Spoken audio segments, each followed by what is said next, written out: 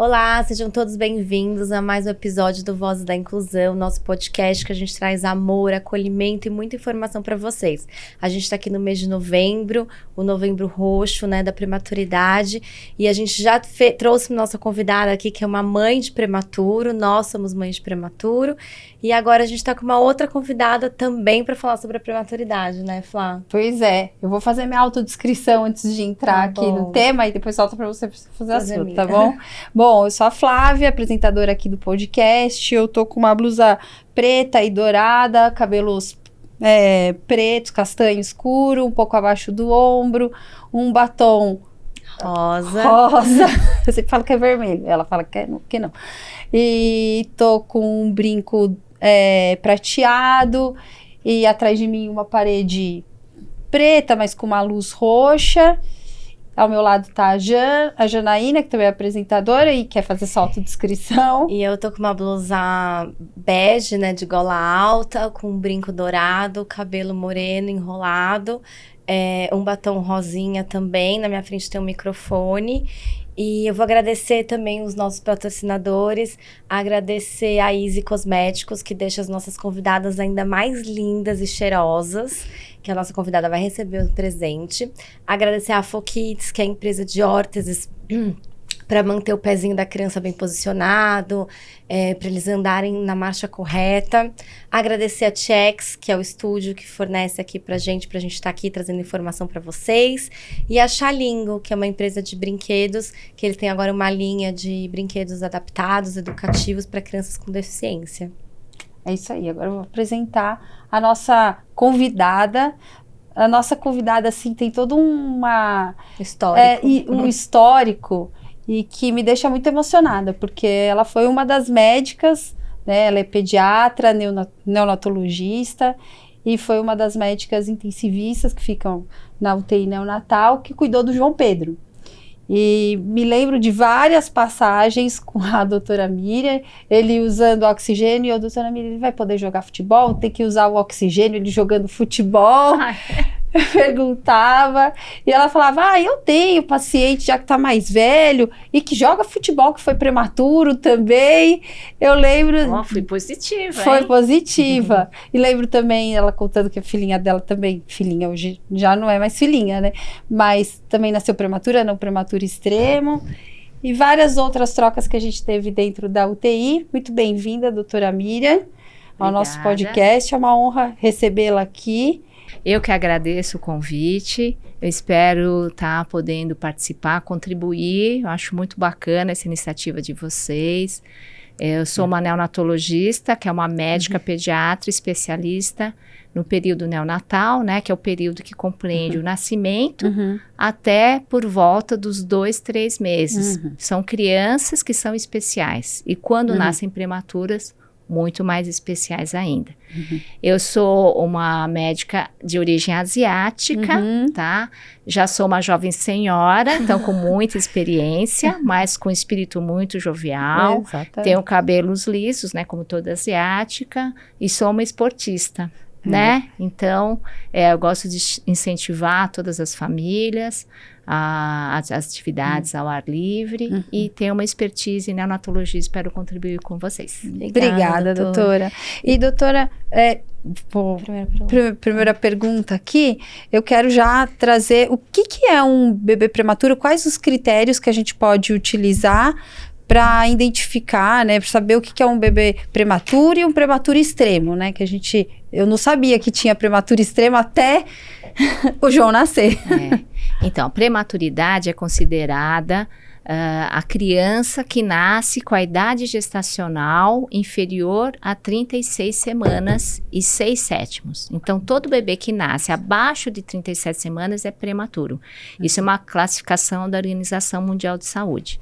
O prematuro extremo é o bebê que nasce abaixo de 32 semanas e com peso abaixo de 1.500 gramas. Então, a prematuridade extrema é classificada com uma maior necessidade de auxílio para a sua sobrevivência. Geralmente, o prematuro tardio, esse próximo às 36 semanas, ele não precisa de muito suporte.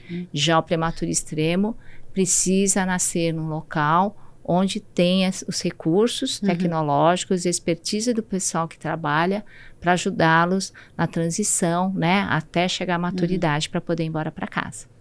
E quais são os riscos, doutora, do parto prematuro extremo, 25, 26 semanas? Bom, primeiro que até de 36 semanas, o bebê prematuro ele já tem risco. Só para vocês terem uma noção.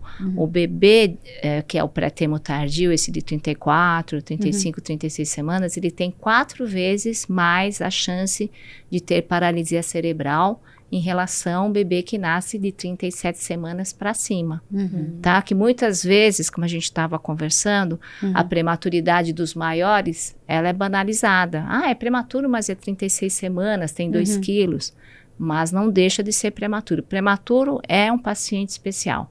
E quando você pensa nesses pequenininhos, que são os extremos, abaixo de 1,5 kg, abaixo de 32 semanas, ele então é super especial, porque nada está funcionando adequadamente. O bebê deveria estar intraútero. Então, quando ele nasce, ele precisa de suporte de oxigenação, porque o pulmão não responde bem à respiração, né? No ar ambiente. O coração tem várias alterações no seu funcionamento. O cérebro está em formação, então ele tem um grande desafio no seu desenvolvimento fora do útero. O rim pode não funcionar, o intestino pode não tolerar a dieta, a alimentação que vai promover o crescimento. Então, são vários desafios que o prematuro extremo tem para conseguir sobreviver. O pulmão. O pulmão, já falei. Então, essa parte do pulmão, às vezes não dá tempo da mãe tomar aquela injeção, né? Da maturidade do pulmão.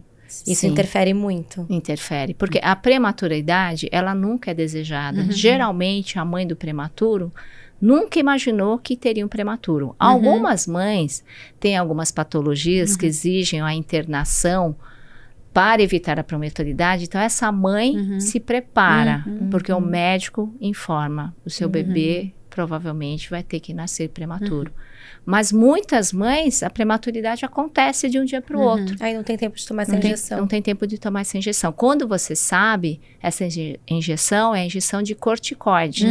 É uma medicação que no passado ela foi muito utilizada, mas a utilização na gravidez também muito exagerada pode levar efeitos danosos para a mãe e para o feto.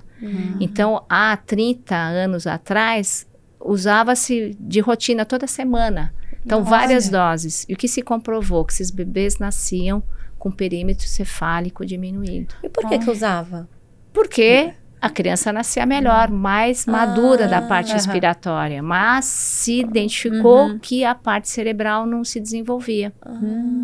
Por isso que também, no pós-natal, as crianças que têm dependência de oxigênio, anteriormente usava-se muito corticoide por tempo prolongado.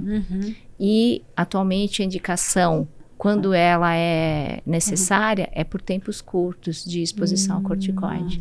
E, doutora, na época que o João nasceu, enfim, há 6 anos atrás, mais ou menos, eu peguei o João pela primeira vez depois que ele saiu do tubo de oxigênio, uns 2 meses e meio, quase 3 meses, né?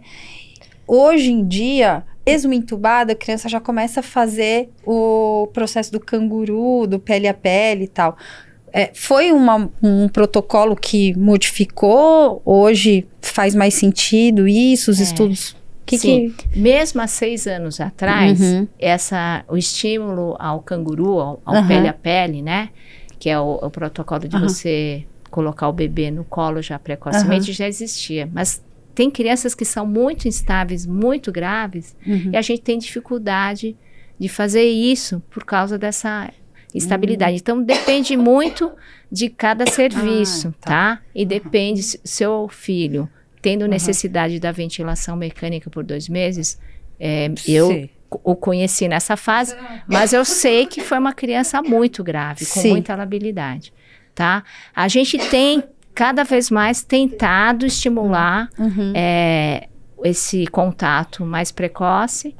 Temos grandes desafios, que precisa ter um pessoal ficar do lado. Então, às vezes, Aham. né, mesmo em hospitais de ponta. renome, Aham. você não tem um funcionário para cada bebê. Sim, Então, sim. essa que é a dificuldade. Aham. Nos países mais desenvolvidos, nós temos essa possibilidade, Aham. então é muito mais fácil. Aham. E os que não são desenvolvidos, porque eu não sei se vocês sabem que o método canguru, ele Aham. iniciou pela América Latina, Aham. pela deficiência de incubadoras, não tinha incubadoras e não tinha muitos sabia prematuros, olha que interessante.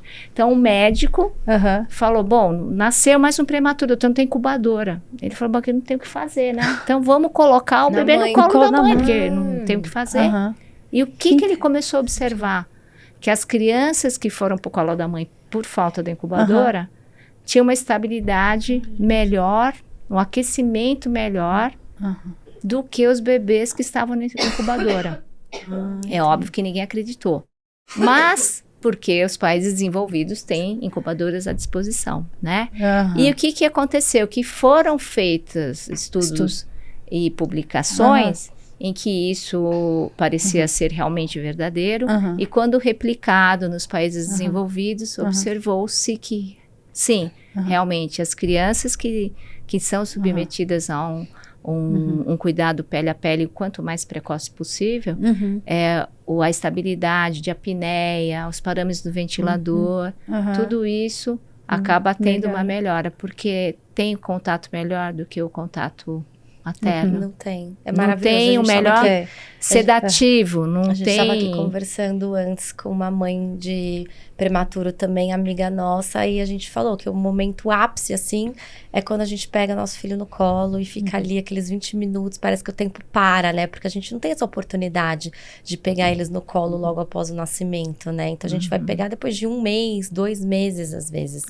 Mas Então, isso está tentando antecipar. antecipar e É. a gente tem que fazer um trabalho com as Mesmo com a equipes, criança com os entubada. médicos, mesmo com as crianças entubadas. Não é fácil, né, doutora? É todo um trabalho, porque movimenta toda uma estrutura ali Sim. dentro da UTI, Exato, né? né? Mas Exato. faz quantos anos que você tá nessa área de UTI? 35 anos. 35 anos. E 35 anos, o que a senhora sentiu essa evolução, assim, da medicina na parte da UTI? Então, o médico tende a ser muito tecnológico, né? Então, a gente gosta dessas coisas. Mas essa parte da humanização e essas descobertas, né, dessas atitudes que fazem diferença na vida do bebê e que agora estão sendo mais estudadas, né? E confirmadas, comprovadas. Então, antigamente não existia da parte tecnológica, ventiladores, monitores, a nutrição que se coloca através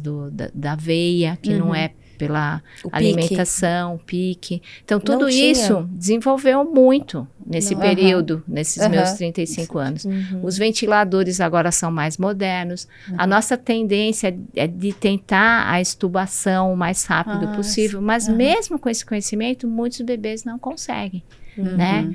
E isso é inversamente proporcional à idade gestacional que o bebê tem e ao peso. Então, o bebê de 400 gramas, a gente fala, não quero deixar no ventilador. Mas ele vai ficar no ventilador. Então, uma coisa é querer, outra coisa é a criança ter a capacidade. Então, nessa parte, a tecnologia veio para nos auxiliar, para monitorizar e para fazer um suporte, né, ventilatório muito melhor do que há 30 anos atrás. Além disso, temos o surfactante, que também é desse período, que é utilizado para ajudar o pulmão prematuro, então isso mudou o curso da prematuridade. O corticóide antinatal, para quem consegue fazer, mas nós não conseguimos dar em 100% dos prematuros, tá? A taxa dos melhores serviços entre 80% a 90%, então 100% não é possível, mas está tendo uma conscientização muito grande, né? Quando vai nascer prematuro, de tentar fazer o esquema do corticóide. Mas engraçado, né? Desculpa, doutora. A Jana, as crianças nasceram de 26, né? E o João de 27 semanas, né? Eles nasceram com mais peso que o João. peso. E não fizeram corticoide. E eu fiz 3 injeções de corticoide antes do João Mas isso nascer. não é tudo peso, é o pulmão, né? Maturação do Eu pulmão. acho que é tudo, né? E o João usou um suporte ventilatório muito mais invasivo e por muito mais tempo que o Gabriel, por exemplo. Gabriel que nem não foi usou. entubado, ele já foi direto Foi por CPAP, então, porque esse é o desejo nosso. E isso mudou nesses 35 anos. A gente tentou, né, não fazer a ventilação invasiva e conseguiu. Né? É porque talvez ele nasceu com 1 quilo. Será que tem a ver isso, doutora? Não dá pra... cada criança cada criança é uma criança. Mas, depende do Apgar. O Apgar era uma condição de nascimento que não vai ditar nada em relação... Eu achei que se a criança chorasse, significa que o pulmãozinho tá funcionando. Não, significa que ele nasceu melhor. A vitalidade, a frequência cardíaca, a frequência respiratória, ele nasceu melhor do que uma criança que nasce com Apgar baixo. Porque ela precisa de uma reanimação mais agressiva, muitas vezes, tá? Mas isso não tem nenhum impacto na parte ventilatória. Ela tem impacto na parte neurológica. Se a criança nasce muito deprimido, então o cérebro, que é o órgão principal, ele tem um sofrimento, chance de ter tido um sofrimento maior do que uma criança que nasce vigorosa, chorando, respirando, tá? O Apgar é só para a gente ter uma noção de como o bebê nasceu, mas ele não fecha diagnóstico, nem prediz o que vai acontecer com a criança. Ô, louco, o do João tava lá que o primeiro... 2. 2? Então, ele nasceu mal, né, Flávia? O ginecologista falou assim pra mim, o Smurf nasceu. Aí... O Smurf tava acho que ele tava azul, roxinho e tal. E ele falou assim, ele deu risada, mas na hora eu não tava entendendo nada. Mas graças a Deus agora eu fui lá mostrar o Smurf pra ele. Mas então, brincadeira, só pra gente descontrair, mas aqui o que importa é a informação que a senhora tá dando. Você vê que o Apgar não sei se vocês sabem que foi uma enfermeira americana que inventou esse Apgar. Não, por então favor. Ai, gente, tô adorando esse podcast. Eu tô adorando a aula que a gente tá tendo. Porque é bom a gente saber. Então, vocês, mãe de UTI, 100 e não sei quantos dias, 77 dias e nunca... Pra mim, assim, bebê chorou, tá bem, não precisou de tubo. A Bia não chorou, precisou ser entubada. Tipo, isso era o que tinha na minha cabeça. Não, mas isso é um conhecimento bem... Esse conhecimento tá certo, mas também tá errado. E o Apgar também, no prematuro, ele não tem tanta validade assim. Porque essa enfermeira, que é a Virginia Apgar, ela inventou isso porque nasceu bem, fica todo mundo falando, eu acho que nasceu, outro acha que não nasceu, o obstetra fala que nasceu, o pediatra fala que não, fica aquela coisa.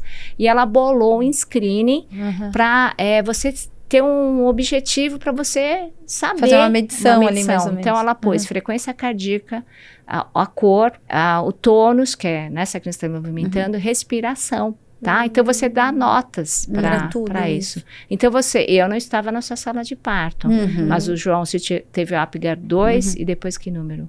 Aí depois, acho que foi, não lembro, doutora, acho que foi 5 ou 7. Então, ele precisou de muita reanimação.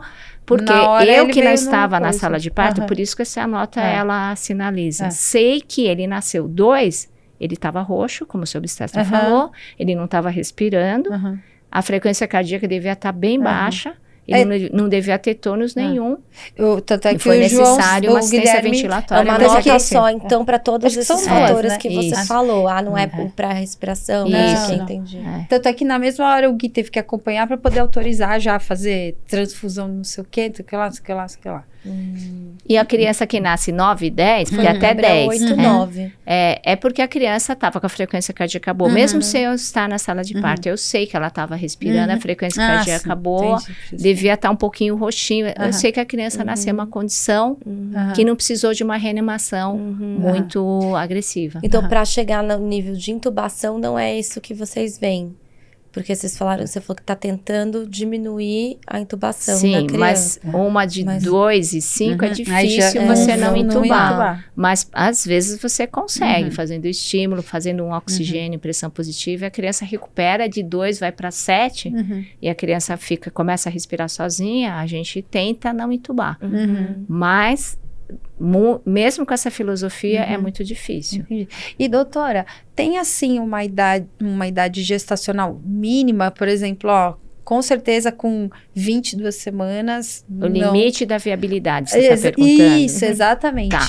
Então, o limite da viabilidade, ela vem decaindo com os anos, com as décadas, né? Só para a gente ter uma ideia, o presidente, o Kennedy...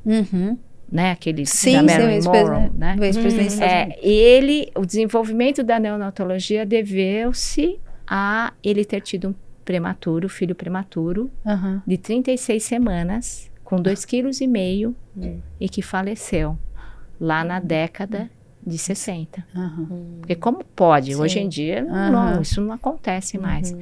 Então, a alavancagem dos estudos da neonatologia começou com esse evento do presidente dos Estados Unidos, que nasceu prematuro. Com 36 semanas, hein? E com peso bom. Porque ele tinha uma deficiência de surfactante, que é uma das coisas que o pulmão prematuro tem. E na época não tinha nenhum tratamento, não tinha ventilador, não tinha nada. Então, você vê como que nesses 50 anos, né, esses 40 anos, como se estudou, porque são patologias totalmente diferentes do adulto, né? Então, os trabalhos todos eram com os pacientes, crianças maiores e adultos. A neonatologia começou a se desenvolver a partir disso.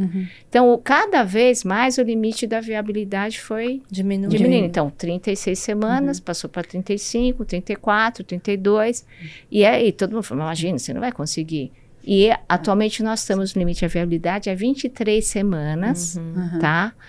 E no Japão, eles estão publicando o limite em 22 semanas, com baixa morbidade, quer dizer, com baixa incidência de sequelas, né? Porque a prematuridade, ela é um desafio.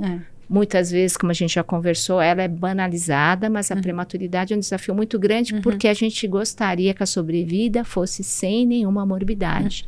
Morbidade, você diz sequelas. Sequelas. E isso é uma coisa que é impossível de você garantir, mas a gente tem lutado para diminuir, e nós estamos, ao longo dos anos, diminuindo muito, mas não chegamos ao zero, né? Então, a luta é uma sobrevida com qualidade. Tá, isso que eu ia te falar, assim, com 23 semanas, você garante que o bebê vai sobreviver. Mas a que preço, a que custo, como, né? Então, aí a gente, não dá para ter essa certeza. Então, depende né? de cada serviço, cada país, Então, a estatística nos países desenvolvidos é que, mesmo com a sobrevida, aparentemente normal, 30% vai ter algum tipo de desabilidade neurológica, que eu acho que é o órgão que é mais que a gente se preocupa, né? Sim. O que o bebê prematuro, quais são as sequelas que eles podem ter? Então, as sequelas pulmonares, né, que é a broncodisplasia,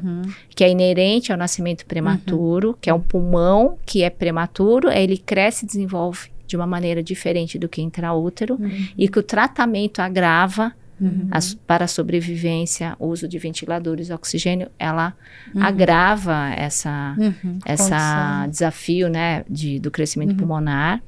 Então, temos também a parte cardíaca, que o bebê não tem a parte hemodinâmica, a pressão, ela não é igual de um bebê que nasce do termo. Então, temos esse desafio. E o neurológico é muita coisa, é multifatorial, muita coisa que pode começar a intraútero, de acordo com a patologia que a mãe tem. Pode no gemelar ter a briga pelo fluxo sanguíneo, tá? Hipertensão, diabetes materna, tudo pode, um acidente de carro, uma batida, tudo pode ter um impacto antes do bebê nascer.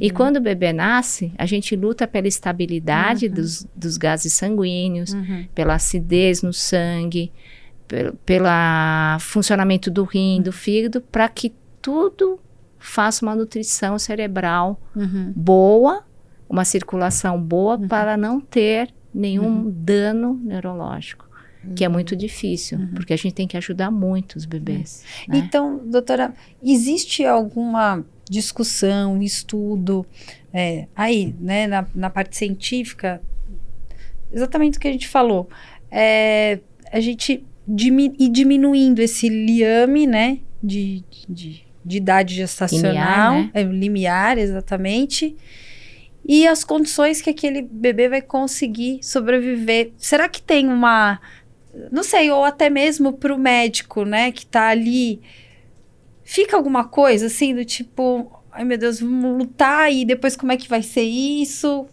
Tem algum... Então, tem as estatísticas, né, que na verdade a gente deveria informar para as mães que estão gestantes. Aí cada país e cada crença, cada opinião individual, ela conta, mas a gente tem as estatísticas. Então, no começo, 36 semanas, poderia falecer, né? Foi diminuindo. E o que a gente tem vindo? Que eu, quando eu comecei, eu nunca achava que ia sobreviver uma criança de 25 semanas, 26. Eu nunca tinha sobrevivido. E foi diminuindo. E as de 36 também falei assim, agora não. Porque agora esses de 36 não tem dano neurológico. A gente ajuda a parte pulmonar. E a chance dele ter sequela diminuiu em relação a algumas décadas atrás. E assim sucessivamente. Cada idade gestacional tem mais riscos. E a gente já está nas 23 semanas. Então, 70% dessas crianças têm um desenvolvimento normal. Pode ter bebê com 26 semanas que tem a sequela e pode ter bebê com 26 então, que não tem, né? 70%. Então, valeu a pena a gente esticar isso, que acho que essa é a sua pergunta. Será que valeu a pena a gente puxar tanto para baixo? 70% de crianças normais, eu acho que é uma estatística significativa. Mas existem países que discutem isso. Então, apesar de terem condições monetárias e tecnológicas para a sobrevida, é uma questão cultural. Muitas vezes eles limitam em 25, 24 semanas. Já o japonês já puxou para baixo, para 22 semanas. Inclusive, né, os europeus, americanos, onde tem mais densidade de trabalhos publicados, eles ficam muito reticentes, né? Porque você tem que ter uns 10 anos de estudo para poder dizer que realmente foi boa a sobrevida desses extremos. Então, isso é uma coisa que é um desenvolvimento do conhecimento. Você vê que nesses poucos minutos, quanta coisa que a gente fazia que não faz mais. Então, são paradigmas que são modificados de acordo com o que a gente vai observando. Você sendo mãe, eu fico aqui ouvindo você falar, sendo mãe, médica, tão competente, como que é para você dar notícias ruins todos os dias, assim? Tem notícias boas, maravilhosas, graças a Deus, né? De todos 35 anos de trabalho, mas chegar para uma mãe e falar que o bebê não resistiu, como que é isso? Olha, é muito difícil, tá? E as pessoas que escolhem essa profissão, eu acredito que elas precisam ter um equilíbrio emocional muito grande e gostarem muito da profissão para poder enfrentar esses momentos. Não são fáceis também para nós. Muitas mães consideram que a gente é sangue frio porque a gente não chora, mas às vezes só é umas lagriminhas, mas a gente não pode também se desesperar junto com a mãe. Exato, a gente tem então as pessoas que escolhem isso é porque amam, né? E porque a gente vê que a gente faz diferença. Exato. Que as decisões que a gente toma, muitas vezes, né, exitosas, algumas vezes catastróficas, elas modificam a vida daquela criança, daquele paciente que você está atendendo e também a vida das famílias. Então, a gente luta para que a gente consiga, né, trazer a maior chance de sucesso para o desenvolvimento dessas crianças. Mas a gente não pode deixar de informar os pais, né, o quanto isso é difícil. E isso não significa que o médico ali também não está sentindo, mas precisa manter uma estabilidade, porque aconteceu aquilo, mas tem outros bebês ali no momento que também estão precisando de algum tipo de intervenção. Então, a senhora, por exemplo, tem que estar ali na UTI, né? Apesar de dar uma notícia aqui para uma família, tem outra que está esperando uma outra notícia, uma intervenção, né? Para o neonatologista, o melhor dia é o dia da alta, né? Sem dúvida, né? Mas eu sou uma pessoa que eu sou intensivista. Eu gosto de desafios, eu gosto de poder ajudar. É claro que muitas vezes a gente sofre derrotas, né? Mas é uma especialidade para quem tem esse tipo de personalidade. As pessoas excessivamente sensíveis e choronas e muito delicadas não conseguem. Elas já não vão para essa área. Vão para áreas mais leves, né? Sim. Mas é muito desafiador, mas é muito reconfortante, é muito bom você participar de todos esses, eu fico desses imaginando, bebês. A senhora tem um consultório, né?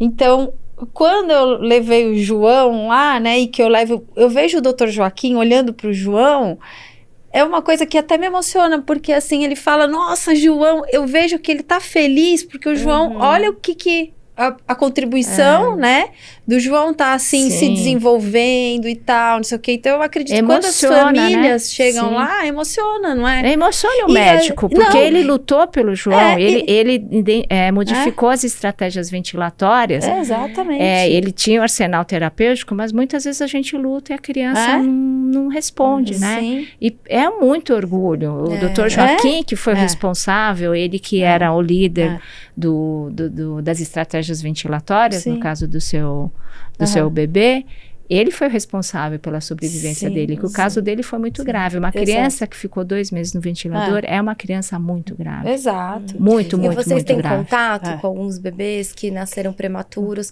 foram muito graves e hoje em dia estão correndo, jogando bola? Vocês recebem esse feedback também? A gente recebe. Mesmo a gente não acompanhando, não tendo...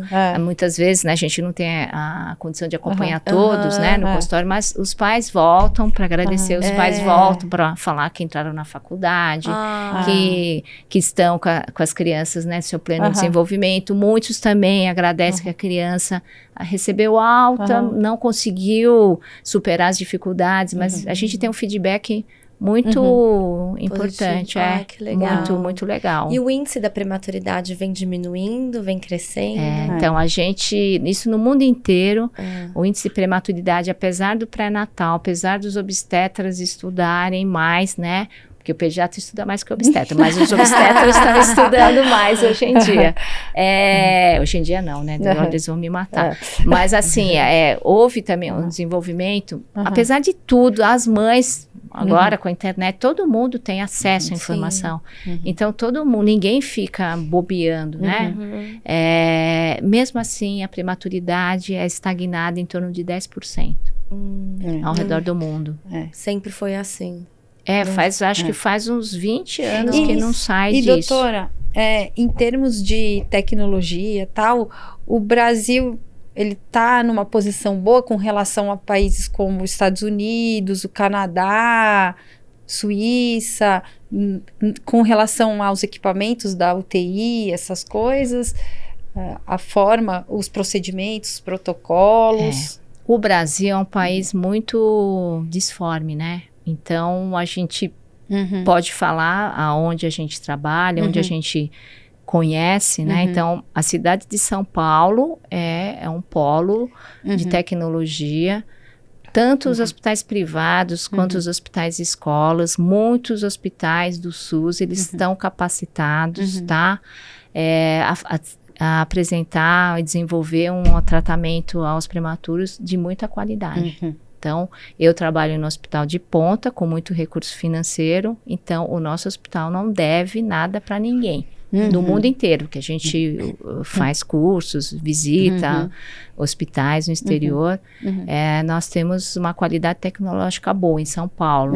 Mas a gente sabe que saindo de São Paulo, no interior, mais estados com menos potencial financeiro, não é tão bom, mas não precisa, que precisa ter é o pessoal humano, não precisa ter um aparelho de última geração, precisa ter o conhecimento para você minimizar os danos. E isso o brasileiro tem de bom. Acho que o brasileiro é muito criativo. Então, mesmo onde não tem recursos, a gente vê nos congressos, nos trabalhos, o quanto que o Brasil está se desenvolvendo, está melhorando.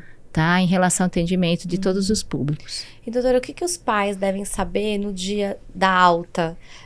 O que fazer com esse bebê prematuro? Assim, qual que é a evolução do bebê prematuro? Quando sai... Que, assim, quais recursos eles porque ali a gente está sendo cuidado, né? Tem a enfermeira 24 horas, tem vocês, tem os profissionais.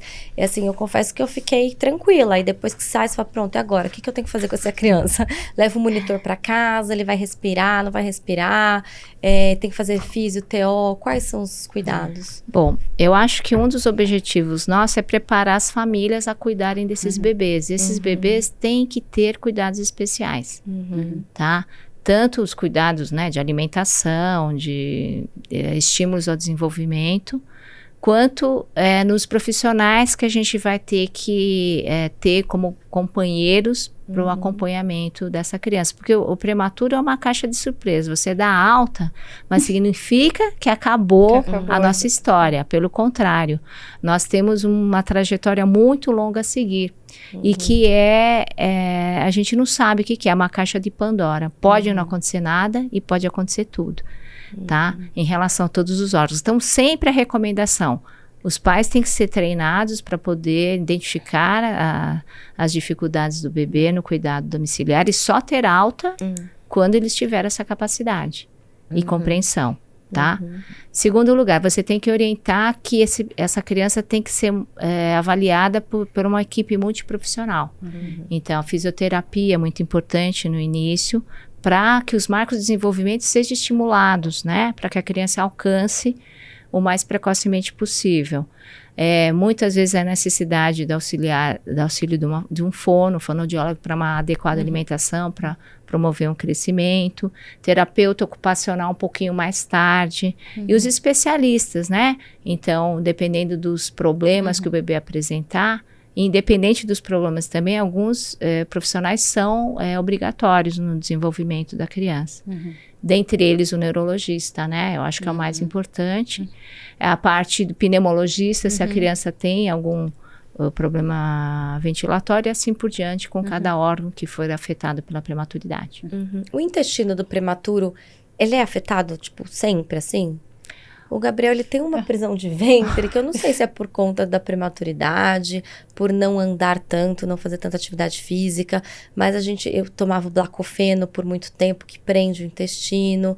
Então, eu não sei se tem resquícios. Eu, hoje, olhando para ele com 6 anos, eu acho que tem muita coisa aí da prematuridade. Por exemplo, ansiedade, medos, uns traumas. Eu não sei se isso é coisa da minha cabeça. Mas você acha que tem da vivência da eu não incubadora? sei se foi...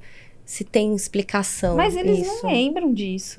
Mas então, tem memórias que a gente não lembra, mas que são Você traumas sabe, que existem na cabecinha A gente da tem a pessoa mesma paciente. terapeuta, doutora. E aí eu perguntava pra ela, na época da UTI, eu falava, Cris, o João vai lembrar das coisas aqui? Ela falava que não. Então, mas não é uma lembrança como você, tipo, foi pra Disney e você lembra. É um trauma que se você for fazer um dia, puxar alguma coisa, você pode estar falando bobagem, né? Não sei. Uma coisa que marcou. Não sei. Vamos ver o que a doutora acha. Bom, é que eu não sou dessa parte aí da psicologia.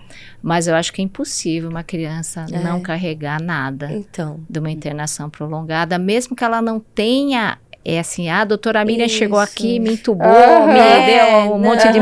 Não é isso. Mas ela tem tanto que não sei se vocês observaram, quando vocês levam, a mãe do prematuro leva o bebê para casa, o bebê, ele é sensível a toque, ao som, porque toda vez que a gente se aproxima para aspirar, para colher um exame...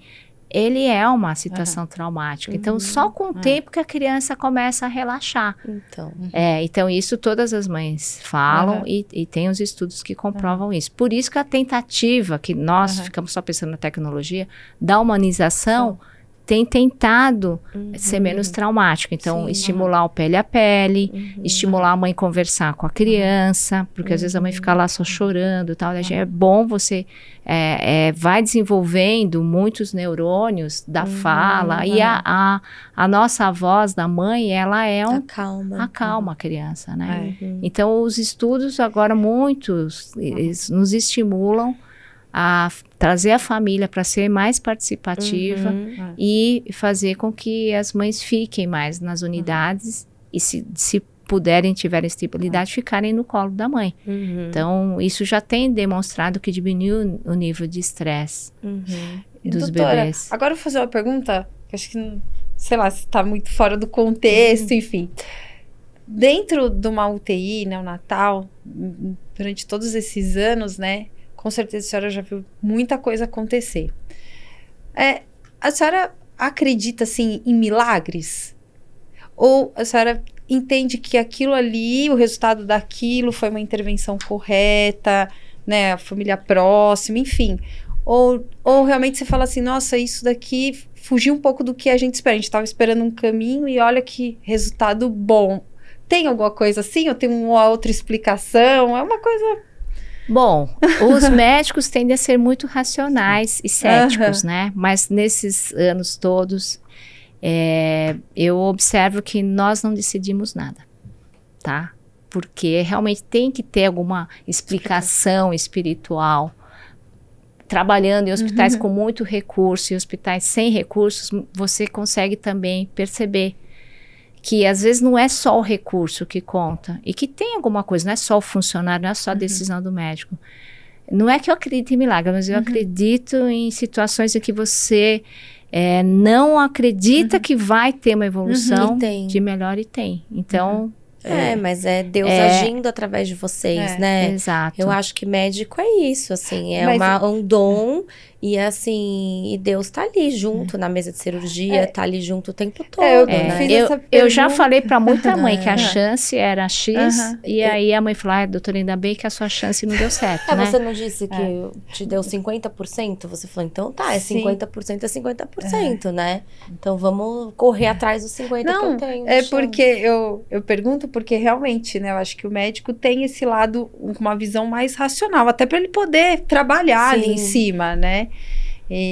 Mas eu na alta do João falei para Chang, acho que falei para a senhora, falei para o doutor Joaquim que eu acreditava muito, né, em milagre, enfim, tenho muita fé, mas que eu acredito no milagre de que Deus utiliza os médicos como instrumento para que o milagre aconteça. Exatamente. Né? Mas eu acredito que não é só a gente, tá? Não sei justificar, né? Mas com certeza, eu acho que tem uma força, né? Que independe da religião. É uma espiritualidade com certeza. Que ela que define, né? E tem algum estudo, alguma relação prematuridade e deficiência? Assim, que aquela criança vai ter uma deficiência? Então... É o que ela é inversamente proporcional à idade gestacional, então é maior a chance de deficiência quanto menor a idade gestacional. No prematuro tardio, a paralisia cerebral e outras alterações neurológicas é 4 vezes do que um recém-nascido de termo, mesmo aquele bebê que não tem nada. E os muito prematuros, eles têm essa chance de cerca de 30%, mesmo crianças sem intercorrência, tá? Porque às vezes o bebê não tem nada e na evolução do desenvolvimento, né? Não precisou de oxigênio, não precisou de CPAP, não precisou de nutrição artificial, mas a criança pode apresentar desabilidade. Agora, é claro também que quanto mais grave, mais chance. Você tem, nessa sua história, nessa longa jornada de UTI, teve algum episódio que aconteceu, que você mais te marcou?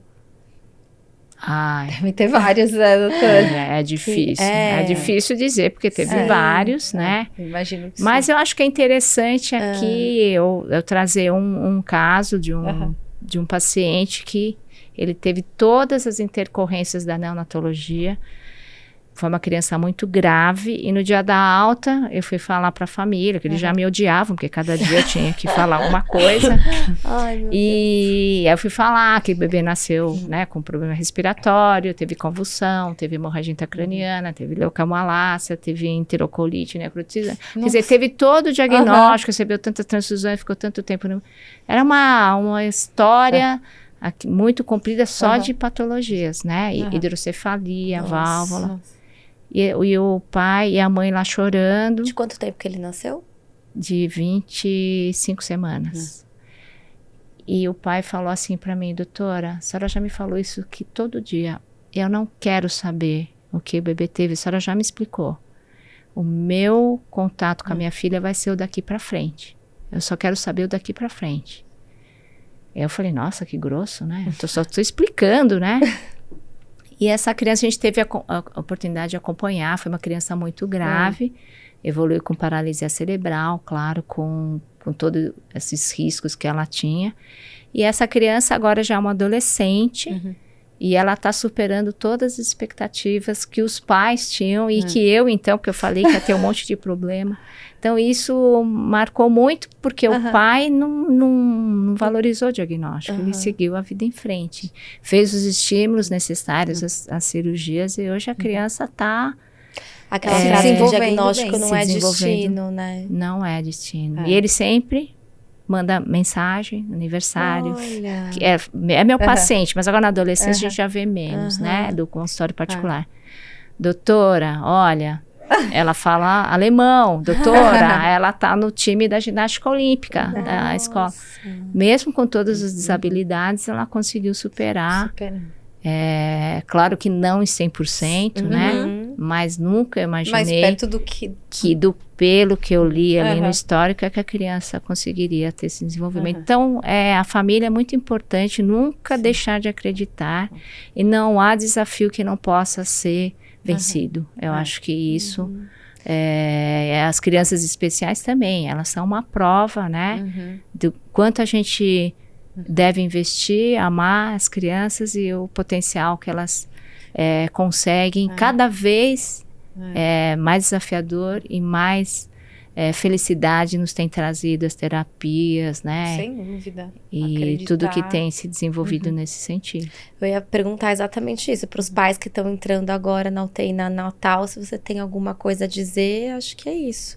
Ou se você quiser complementar alguma coisa. Eu acho que assim, a gente tem que acreditar sempre que existe uma solução. Tem que ter fé que as pessoas e o universo vai direcionar para que as melhores condutas sejam realizadas e que nunca um diagnóstico pode encerrar o destino de uma pessoa. Mas eu acho que é isso que é a mensagem que eu gostaria de passar. Por isso que vale a pena a gente lutar com essas crianças. Com certeza. Mas para quando o pai entra na UTI, eu não imaginava que era uma UTI neonatal, a Flávia não imaginava que era uma UTI neonatal, como a gente estava conversando aqui. Você acha que falta alguma coisa assim, um preparo, uma informação? Oi, olha, você chegou aqui, vamos lá. Seu filho não vai estar aqui só para ganhar peso, para tomar leite, sabe? Eu acho que a gente tem uma deficiência muito de informação. Né? Eu acho que as mães, e nós brasileiros, nós somos meio muito emocionais, né? Então, a gente não prepara bem o antes de nascer. Mas também tem um lado ruim de preparar demasiadamente, você já deixa a mãe muito preocupada. Então, é difícil dizer. Dosar, mas eu acho que a falta de informação, ela dá uma leviandade às patologias que depois pegam os pais de surpresa. Então, eu já acho que seria melhor a gente informar melhor, mas com a expectativa, com a esperança de que há uma chance, sim, de um desenvolvimento normal também, né? Porque às vezes a ignorância é uma bênção, né? Assim, então, tem casos que é isso, você prefere que vá lá, conversa, João, a gente vai pra praia, a gente vai fazer isso, a gente vai fazer aquilo. Às vezes é melhor não ouvir todo dia, 7 horas da manhã, 2 horas da manhã, quando a doutora Chang vinha falar as coisas, eu já, tipo assim, parecia tremia, que eu já... né? Então assim, aconteceu isso, vomitou 4 vezes, voltou pro CPAP, já tirou, não sei o quê. Então era uma avalanche de coisa que eu ficava olhando assim, e agora? O que eu faço com essa informação? É que eu acho que tem situações... Então assim, só a gente sabia rezar. Eu acho que tem situações, e é muito difícil a gente medir qual é a situação, o cenário melhor, né? Porque antes, por exemplo, comigo, eu fiquei internada, tal, e um dia eu tenho uma prima que é ginecologista, tal, foi me visitar, e a gente estava conversando, e ela falou, Flavinha, na situação atual, tem chance... Aí eu falei, o João, quando nascer, vai ser entubado? Ela falou, tem chance, 20 e poucas semanas, tem chance. Então, meu pai desceu para ir ali perto da UTI neonatal, conversou com a Vanessa, que era uma das enfermeiras responsáveis, tal. Aí ele foi lá no quarto, a gente conversou um pouco, tal, mas a gente sempre com um olhar muito otimista. Eu tive sempre esse olhar. Mas eu também, por outro lado, nunca, durante a internação do João, fui buscar informação no Google. Que sorte a sua. Mas eu sempre preferi conversar com a doutora Chang, com você, com o doutor Joaquim, das dúvidas que eu tinha lá dentro, porque no Google espinha no nariz, vai cair o nariz. É um tumor, né? É uma coisa assim, do Google você acha de tudo, não é? Então, eu acho que fica difícil também o papel de vocês, até que ponto vocês podem levar e que tipo de informação levar para a família ali, para ela não perder a esperança e ao mesmo tempo também saber qual é a real situação, né? É um pouco esquizofrênico. Você tem que tentar passar essa mensagem de otimismo, mas tem que falar a verdade sobre tudo que está acontecendo e o que pode acontecer. Talvez porque é uma fase muito inicial ali, doutora, eu não sei, porque, vamos supor, depois que eu saí de lá, e aí comecei os desafios com o João fora da UTI e tal, então hoje o maior número de informações, eu procuro buscar o maior número de informações para proporcionar a ele um melhor desenvolvimento, né? Sim. Ali dentro, o meu limite de atuação era muito pouco, era eu oferecer todo o meu amor, carinho e a minha fé no trabalho de vocês, né, em Deus e tal, porque ali eu não tinha muito o que fazer, não podia chegar, doutor, então, será que não é melhor fazer isso, fazer aquilo, né, não faz melhor caminho. Hoje em dia, eu olhando para o João, eu falo, putz, será que é melhor eu conversar mais com a psicóloga, se tem alguma coisa para fazer aqui, conversar mais, né, olha, vi um tratamento lá, tal, será que para o João é possível? Agora, dentro da UTI, é uma fase muito inicial, a gente tá... E também porque a gente não sabe qual vai ser o desfecho. Ali Nós na não UTI, sabemos. eu achava que depois de um mês, que passasse um mês que eles estavam lá, já tinha passado o risco de morte, por exemplo. Não sei de onde que eu tirei isso, mas eu falei assim, nossa, eles fizeram um mês. Tinha um cartãozinho lá, parabéns, não sei o quê, um mês vencedor. Então, pra mim, foi um alívio. Aí a Bia faleceu com 35 dias. Então, pra mim, eu achei que passou um mês, eles já estavam andando fora da UTI. Tem isso também, assim, qual que é o que passou a fase de risco? É que a prematuridade tem várias fases. Primeiro, nascer e sobreviver ao nascimento. Depois, as patologias que vão aparecendo. Mas até a criança completar 36 semanas, ela pode ter uma apneia e não ser socorrida e ela não conseguir sobreviver. Ela pode ter uma infecção, ela pode ter um distúrbio de coagulação. Então, muita coisa pode acontecer. Mas a maior chance de óbito realmente são nos primeiros dias. Primeira semana, então você tinha uma noção que era correta. Então, cada dia a mais que o bebê sobrevive, mais chance dele conseguir ter alta. E uma dúvida que eu tenho também, no descritivo da alta, tem que ele fez 8 ultrassons de fontanela, né? Nos 6 primeiros não apareceram nada. Aí foi aparecer a leucomalácia no 7º, no 7º e no 8º. Isso tem uma explicação? Sim, porque a leucomalácia, leuco é branco, malácia é mole. Então, são cistos, são alterações que elas aparecem após o sofrimento cerebral.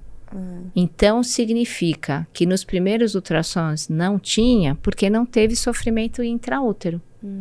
Senão, já nasce com a leucomalácia. Então, esse sofrimento dele foi depois na UTI? Foi na UTI.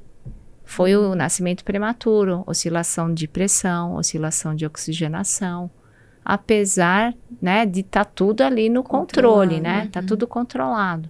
Mas isso provavelmente aconteceu após o nascimento. Porque quando já tem a leucomalácia na primeira, segunda semana, é porque esse sofrimento já começou antinatal. E no 7º ultrassom aparecer, é porque eles faziam toda semana, né? A gente faz, dependendo do quadro clínico, a gente faz na primeira semana, depois com 15 dias, depois com 30 dias e vai. E aí, se tem alguma alteração, você vai repetindo com mais frequência ou não. Não, tô vendo isso, uma dúvida que ficou sempre feliz. Ele nunca teve nada e foi ter depois, tipo, 2 semanas pra sair. Essa lesão se forma, é uma lesão que vai se formando. Então, você só vê depois de algumas semanas. Entendi. É diferente da hemorragia que você vê, a hemorragia intracraniana, você vê na hora que fez. Tá. A hemorragia não é o mesmo que... O sangramento não é o mesmo que a leucomalácia. Você pode ter hemorragia... E não ter leucomalácia. Você pode ter hemorragia com leucomalácia. Tá. O Gabriel não teve sangramento. E a hemorragia grau 3 igual 4, o que isso quer dizer? Então, a hemorragia, ela é muito comum, né, no prematuro, porque os vasos são muito finos e muito suscetíveis ao rompimento. Pelo tamanho, né? Pela centímetros, milímetros ali. Então, o que a gente sabe dos estudos, que a hemorragia grau 1 e grau 2, elas não é que não vai ter, mas é muito menor o impacto neurológico, geralmente não tem consequências muito graves. Hemorragia grau 3 e grau 4 já são uma quantidade, uma intensidade de sangramento que leva a prejuízo da circulação. Então, ela tem mais chance de ter lesão do parênquima cerebral e de formar leucomalácia e de ter um prejuízo da circulação naquela região onde houve sangramento. Então, grau 3 e grau 4 é mandatório o acompanhamento com o neuropediatra, porque é bem maior a chance de lesão cerebral. E necessidade de uma válvula para drenar esse sangue, porque o ventrículo acaba não fazendo a função de absorver o líquor e a criança tem o que a gente chama de hidrocefalia, que é aquela dilatação. Não tem isso de absorver o sangue? Vai absorver. Absorve o sangue, mas só que o sangue lesa o plexo coróide, que é o responsável por absorver. Então, começa a ter a hidrocefalia, que é a dilatação dos ventrículos. Entendi. E muitas vezes a necessidade de cirurgia para diminuir a pressão na parte sã do cérebro. A Bia teve hemorragia grau 3 e 4. Foi a doutora Patrícia que falou, mas eu nunca soube o que significava, o que era isso. Eu lembro a doutora Patrícia falando, né, o dia que ela fez lá o ultrassom no João, enfim, e ela falou, então, tem possibilidade de depois ele ficar com alguma questão no andar, assim, né, tal. Aí eu lembro que eu saí da UTI, liguei pro Guilherme e falei assim, amor, olha, fica tranquilo, porque o máximo pode acontecer ele não andar, mas tá tudo ótimo, né, ele... Então a visão que a gente tem tão desesperada, bom, ele vai sobreviver se ele não andar... Tá maravilhoso. É que depois que você tem filho, os nossos valores mudam. E quando você tem um filho prematuro, muda muito mais. Exatamente. É uma loucura, também, a gente né? ressignificou muita coisa e a gente dá valor hoje a coisas que a gente jamais pensava e não dava, né? A rotina vai atropelando a gente e hoje em dia a gente não reclama de nada, tá tudo lindo, né? Vamos agradecer, tá andando, e é isso, não sei o quê, né?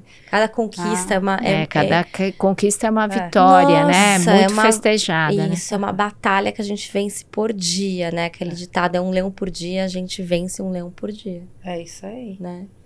E aí, tem mais alguma coisa aí? Tem tanta coisa para perguntar. A gente passa, a gente que é mãe de prematuro, enfim, a gente fica...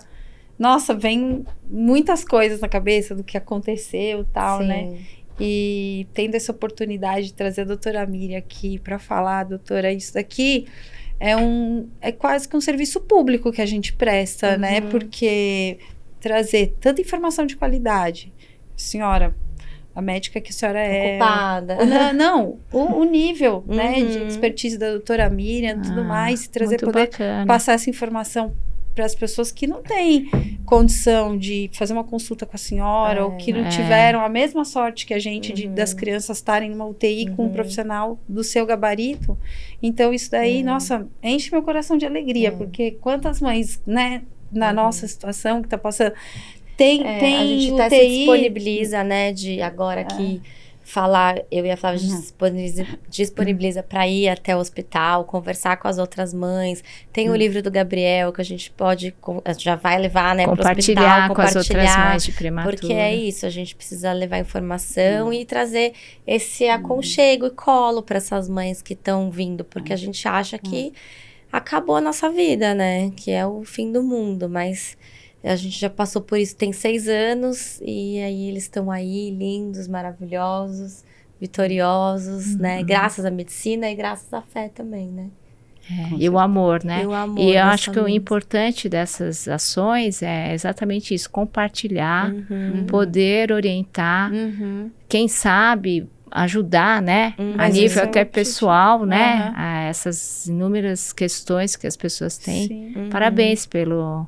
trabalho de vocês de dedicar um tempo para divulgar as informações, tá? Parabéns pelo seu trabalho também, doutora, que é maravilhoso, né? Só Deus sabe o que é passar um pique num bracinho desse tamanhozinho assim, que eu falo, ai, Jesus amado, como que vai conseguir fazer uma cirurgia num bebê minúsculo, né? Nossa, é tudo muito difícil. Nossa. Eu não poderia jamais. E as enfermeiras, hein, que dão esses cuidados, elas merecem uma homenagem especial. Com certeza. Que estão lá de noite cuidando deles, né? Eu só conseguia dormir porque elas estavam lá, né?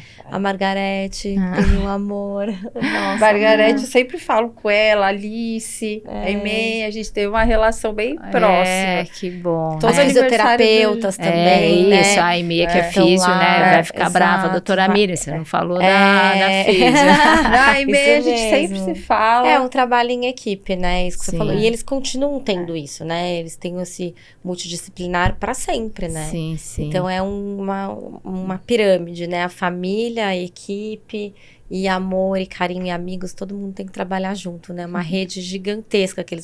Esses meninos precisam ter uma aldeia para cuidar deles. Exatamente. Não é fácil, não, cuidar do João, do Gabriel, viu? Vou te falar. Então vamos torcer para que todos tenham o direito ao pré-natal e que todos os pacientes tenham direito a um atendimento digno e de qualidade, né? Então, isso que a gente está lutando, né? Esse mês aí da conscientização, da prematuridade, acho que essa é a mensagem, né, doutora? Que todos tenham direito a isso. E nem sempre também, né? Mesmo você fazendo um pré-natal ali, à risca, a gente fez e a gente não conseguiu sair da prematuridade, porque, né, acontece, às vezes a bolsa da minha filha rompeu, né? A Flávia teve... Olha, eu não cheguei a um diagnóstico, mas eu tive um problema placentário, enfim. Você teve provavelmente uma trombofilia, né? Foi Que isso levou mesmo. a... Foi né? isso mesmo. Eu tomava já o Clexane, você não sabia do seu caso, por exemplo, né? Então, é muito importante. Então, a gente mesmo fazendo pré-natal, né? pré-natal, mas para quem não faz, é pior que faça, ainda, né? Porque você pode evitar, né? Exato. Tem gente que descobre que tá grávida depois de 5 meses de gravidez já. Sim. Gente, eu nunca vi isso. Eu falo, gente, mas é Gente, isso, num escritório que eu trabalhei, teve uma moça que ela chegou no São Luís, mas isso há muitos anos atrás, e falaram pra ela assim, olha, ela chegou, não estava se sentindo bem, só que ela era bem Fofinha. bem fofinha. E ela chegou não se sentindo bem, com dor assim, abdominal, e aí foi atendida, a moça falou, olha, você tá entrando em trabalho de parto. Ela falou, como assim? Aí ela ligou pro marido. Oi, tudo bem? Tô entrando em trabalho de parto. Ele desligou. Aí ela ligou de novo, olha, eu tô entrando em trabalho de parto. Tipo, Ele falou, você tava grávida. Quem tá é você? bem? Você tá louca, Você né? tá bem? Sua mãe tá por aí? Tem alguém com você? O que tá acontecendo? O marido não acreditava. Mas que coisa louca. Eu fiquei pensando. E ela falou, olha, é verdade. E ela tinha mesmo um menino, eu conheci, enfim. E tem gente que engravida com DIU. Então, ela é era uma outra advogada, coisa, não era né? uma pessoa A assim. gravidez na adolescência, né? Que Exato. nosso país é um Isso, desafio, doutora. inclusive a prematuridade é Isso. muito maior na adolescência, porque Acho também importante falar isso. você não se cuida, tem muitas intercorrências, né?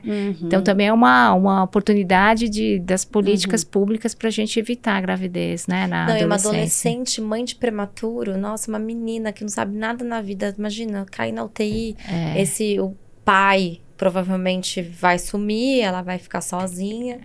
Gente, que então, é aproveitar cruel. o canal, né, pra Exato, gente acho que é isso conscientizar, né? Para prevenção, né? Para prevenção, para as famílias, né? Porque a gente sempre acha que Orientar. educa, mas né, nem sempre, né? Exatamente. Então, uma atitude boa de saúde pública. Doutora, eu vou te Certo? presentear com produtos da Easy Cosméticos para você ficar mais nossa. linda, cheirosa. Muito obrigada! Olha, muito obrigada, gente. Foi Como um prazer, do Gabriel, viu? o prazer é todo o nosso. prazer é eu vou todo autografar. E quem gostou desse podcast, compartilha, curte, manda aí para essas famílias, para todas as mães, que você que tem filho adolescente, vamos evitar aí o parto prematuro.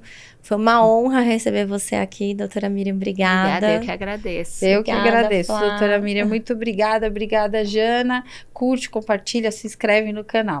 Isso. Obrigada. Até o próximo episódio, pessoal. Beijo, tchau.